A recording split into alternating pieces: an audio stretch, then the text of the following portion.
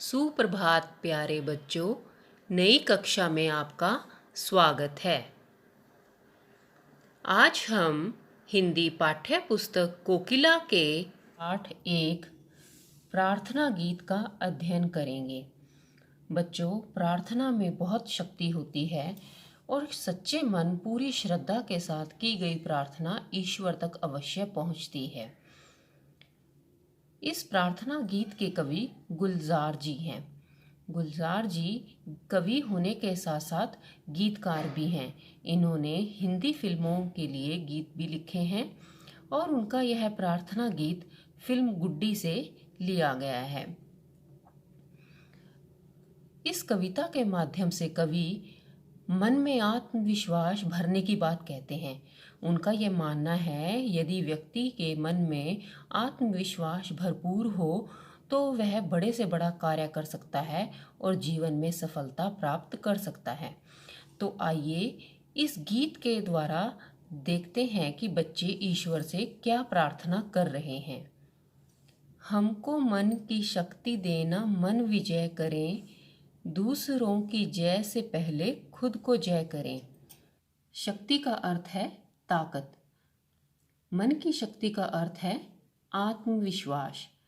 कवि बच्चों के माध्यम से ईश्वर से प्रार्थना करते हुए कहते हैं कि हे ईश्वर, हमारे अंदर इतना आत्मविश्वास भर देना कि हम अपने मन की बुराइयों को, कमियों को दूर करके मन पर जीत हासिल कर लें, यानी मन को काबू में कर लें। दूसरों की जय से पहले खुद को जय करें। हम दूसरों में आत्मविश्वास भरें, इससे पहले हमें खुद में आत्मविश्वास भर लेना चाहिए। या दूसरे अर्थों में यूँ कहा जाए कि दूसरों की बुराइयों को, कमियों को दूर करने से पहले हम खुद की बुराइयों और कमियों को दूर करके खुद पर जीत हासिल कर लें। भेदभाव अपने मन से साफ कर सकें, दोस्तों से भूल हो तो माफ़ कर सकें। भेदभाव का अर्थ होता है अंतर। अगर हमारे मन में किसी के लिए, किसी अपने पड़ोसी, मित्र, रिश्तेदार के लिए किसी भी प्रकार का कोई भेदभाव, घृणा या ईर्ष्या की भावना हो, तो हे ईश्वर, हमें इतनी शक्ति देना कि हम अपने मन से उस भेदभाव को साफ कर सकें, मिटा सकें। क्योंकि ईश्वर ने हम सबको समान बनाया है, तो हमें भी सबके साथ समानता का व्यवहार करना चाहिए। यदि हमारे किसी मित्र से, किसी अपने से कोई भूल हो जाए, कोई गलती हो जाए, तो हम उसे माफ़ कर सकें।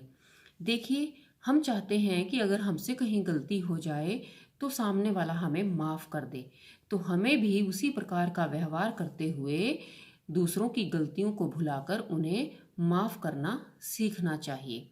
झूठ से बचे रहें, सच का दम भरें, दूसरों की जय से पहले खुद को जय करें। हे ईश्वर, हम हमेशा झूठ बोलने से बचे रहें। हम कभी भी झूठ ना बोलें और अगर किसी चीज़ का भरोसा करें, विश्वास करें, तो केवल और केवल सच का करें। हम हमेशा सच ही बोलें। दूसरों को आत्मविश्वास की शिक्षा देने से पहले हम अपने अंदर आत्मविश्वास भर लें। दूसरों की बुराइयों और कमियों को दूर करने से पहले हम अपने अंदर की बुराइयों और कमियों को दूर करके खुद पर जीत हासिल कर लें। मुश्किलें पड़े हम पर तो इतना कर्म कर, साथ दें हम धर्म का, चले तो धर्म पर। कर्म का अर्थ होता है दया और धर्म का अर्थ है सच्चाई या कर्तव्य का मार्ग। हे ईश्वर, यदि हमारे जीवन में कोई मुश्किल आ जाए, कोई कठिनाई, परेशानी आ जाए, तो हम पर इतनी दया करना कि हम उस मुश्किल समय में भी अगर साथ दें तो केवल और केवल धर्म का, सच का, कर्तव्य का साथ दें और अगर चलें तो केवल धर्म, कर्तव्य, सच्चाई के रास्ते पर ही चलें। खुद पे हौसला रखें, बदी से हम डरें, दूसरों की जय से पहले खुद को जय करें। हमें खुद पर साहस बनाए रखना चाहिए कि परेशानियां और कठिनाइयां तो जीवन में आती रहती हैं, हमें उनसे डरना नहीं चाहिए, उनका साहस के साथ सामना करना चाहिए। और अगर हम किसी चीज़ से डरें तो केवल और केवल बुराई से डरें, बुरे काम करने से हम डरें। दूसरों को आत्मविश्वास की शिक्षा देने से पहले हम अपने अंदर आत्मविश्वास को भर लें। दूसरों की बुराइयों या कमियों को दूर करने से पहले हम खुद की बुराइयों और कमियों को दूर करके खुद पर जीत हासिल कर लें। हमको मन की शक्ति देना, मन विजय करें। हे ईश्वर, हमारे अंदर इतना आत्मविश्वास भर देना कि हम अपने मन की बुराइयों और कमियों को दूर करके मन को जीत लें, मन पर काबू पा लें।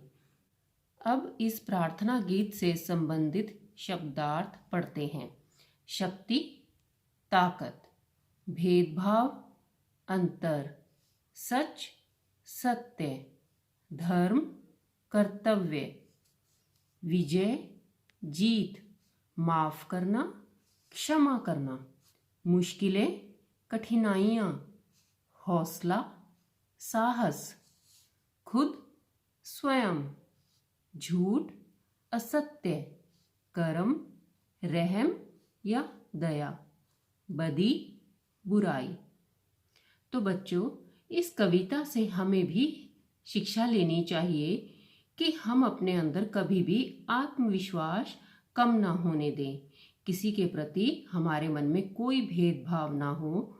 हम हमेशा सच बोलें और सदा सत्य के मार्ग पर चलें। आशा है इस वीडियो के द्वारा बच्चों आपको कविता समझ आई होगी। आप स्वयं भी इस प्रार्थना गीत को पढ़ें और इसका अर्थ समझने का प्रयास करें।